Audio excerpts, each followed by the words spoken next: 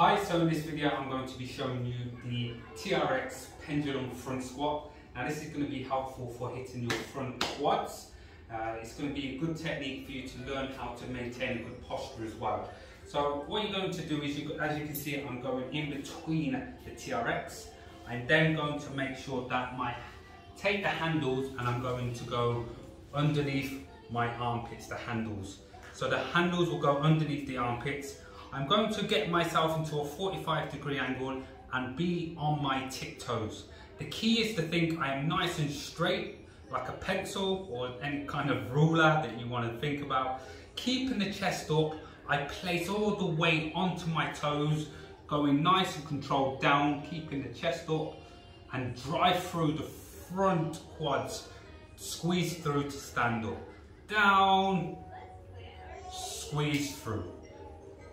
So this is how